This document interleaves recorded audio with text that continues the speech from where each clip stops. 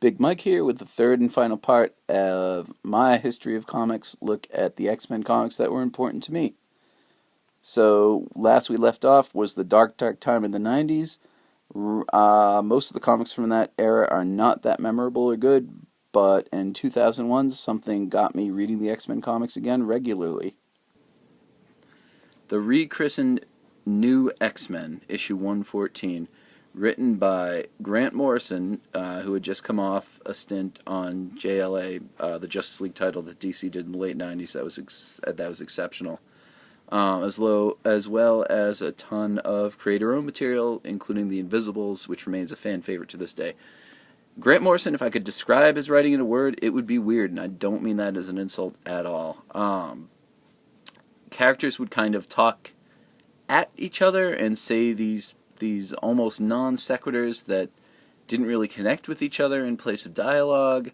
The ideas were at the forefront rather than story logic, honestly. But oh man, these comics were just, they were bristling with energy and there was newness to them. My copy is signed by artists Frank Quitely and Tim Townsend, and Frank Quitely's art was pretty controversial. I think it kind of remains so. I think he's a fantastic artist. Some people don't like the way he draws the human figure, and he himself has admitted that he has trouble with faces in terms of keeping things consistent. But I find his art very inventive. I don't mind the odd figure shapes or the different faces. I just think he makes some tremendous artistic decisions that really enhance the comics that he's done, particularly those written by Grant Morrison.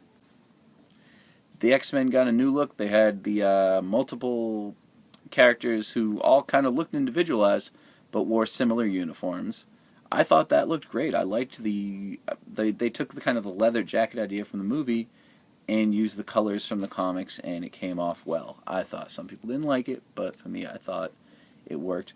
They did things like having the X-Men be kind of like the senior staff, and they met in a meeting that was actually inside their headspace. And like I said, ideas were at the forefront. Wolverine wasn't, he was, one of the main characters, but he was also more of a supporting character again. The book more focused on Cyclops, Professor X, some new characters, Jean Grey, and Emma Frost, who shows up at some point. But anyway, like I said, inventive, creative choices. You can see the distress in the varied close-ups. Professor X, he really looks like he's in trouble there. It's not just, he's in danger. Like, he looks like you can feel the pain and horror that's happening to his body as he encounters Cassandra Nova. Let's see, I forget if Emma Frost actually shows up in this issue. It might be next issue she comes in. But there she is on the cover.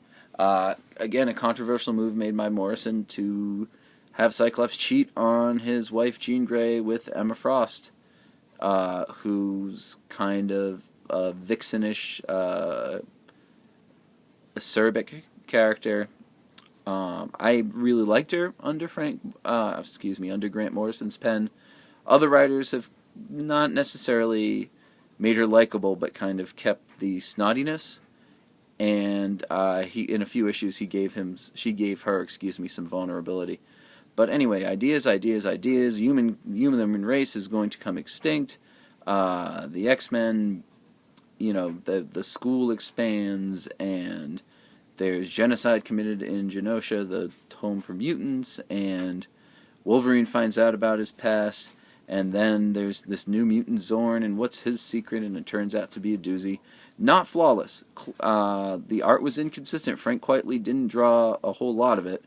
I thought most of the fill-in art was fine, some of it better than others. Poor Igor Kordy, very good artist if you see his work in Smoke. It just really gorgeous stuff. Was given, 2 weeks to draw an issue or two, and it turned out looking rushed, and I don't blame him one bit, but that really kind of hurt the momentum of the series. Grant Morrison left after having some disagreements with editorial, basically, but throughout the series it really reads like Grant Morrison's work. It doesn't look like he had a lot of interference in it. My favorite thing about this was how he expanded the mutant subculture. He posited that at this point mutant stuff would be kind of cool with the youth.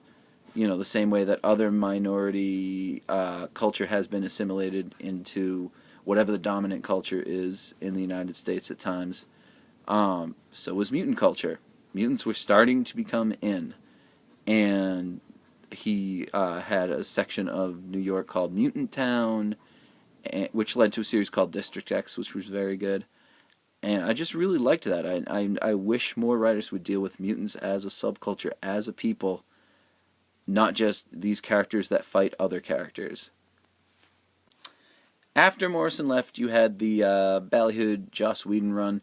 Not bad, I thought, but it didn't really grab me. John Cassidy's art was pretty good in it, of course. It's John Cassidy. But the X titles kind of drifted for a while, new direction after new direction, some writers better than others. I thought Mike Carey's work on the Adjectiveless X-Men title and then later X-Men Legacy was very strong. But again, some good writers, kind of like how Mark Waid had been chewed up and spit out before.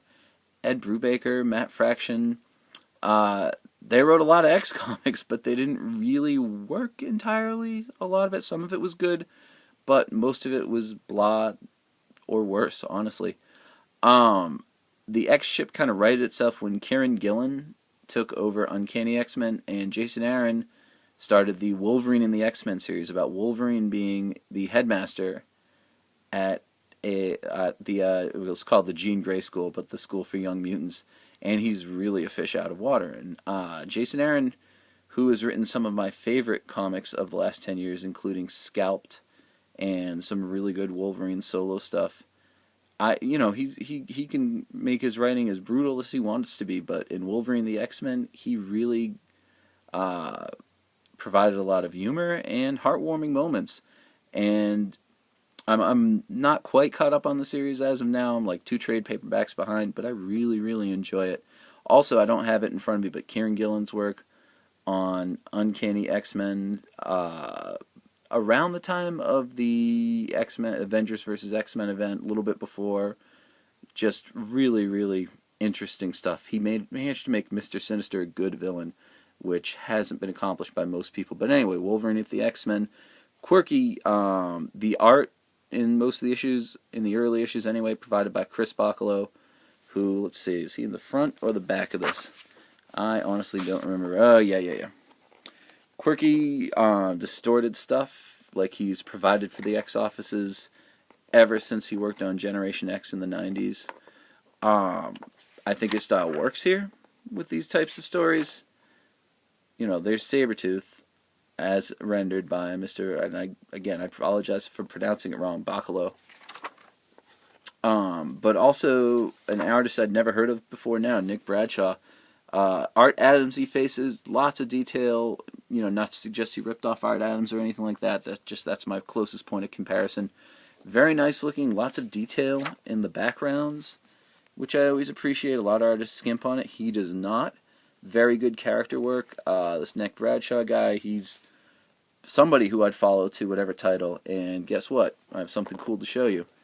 He signed my copy. He was supposed to be at a Boston Comic-Con. The Comic-Con got canceled, and he and several other artists went to a local comic book store that Saturday, and a lot of them did some free sketches, and he did one for me. This is Brew. Brew is, or was, I don't know what his current status is, a member of the savage alien race, the Brood, modeled after the aliens from the Alien franchise, but he happened to be calm and polite and sweet and intelligent. Excellent character, and he did this sketch for me that I just think he did a fantastic job for it. So let me just show you a couple off the beaten path X comics to wrap up my look at the X-Men. So the X-Men have been involved in crossovers, mostly Wolverine, but you know the X-Men were involved in a crossover with Jim Lee's Wildcats characters. The titles of the stories were Golden Age, Silver Age, Modern Age, Dark Age. Dark Age is garbage, you can skip it. Golden Age contains some of the most beautiful art I've seen in a superhero comic before. Travis Charest going all out, marred only by the fact they didn't quite finish the book, and it's clearly done by other hands who do a decent job, but it just doesn't look as well as Charest's art. Jim Lee drew the Silver Age, and Adam Hughes drew the Modern Age. This is not his art, actually. This cover is by my old favorite, Paul Smith. And I bought this cover because, hey, Nightcrawler, my favorite character, and Paul Smith, my favorite X artist. But Adam Hughes generally draws covers, doesn't draw too many interiors. So this was awesome. And there's, again, my man Nightcrawler meets Warblade, a character with claws and a bad attitude. Sound familiar? But anyway, I really like how I drew Nightcrawler, a character not every artist can get right. And when I met him at a convention, and yes, that's his AH on the cover, he signed it for me, he said that he noticed when a black cat walked how the light caught its fur in an interesting way. So he took a mannequin head and spray painted it black and used that for kind of his reference for how Nightcrawler's head and body and fur would look. And I thought that just came out cool. James Robinson of Starman fame, amongst other comics, wrote it. Did a decent job. It's nothing, honestly, the story's nothing special, but, you know, it's fun enough. But more to the point, Adam Hughes drew it. Mark Farmer, who did a phenomenal job inking Alan Davis and Adam Kubert when he drew the Hulk, and several other artists, provides those slick inks.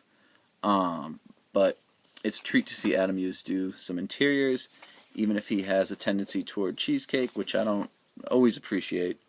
But, I mean, I know a lot of his fans do. That's fine. If you're going to look for an artist who does cheesecake well, Adam Hughes does it a lot better than most others. But anyway, just some cool stuff if you haven't seen the Wildcats X-Men crossover. Like I said, you know, none of the stories are anything to write home about, but the art on the first 3 titles are very good.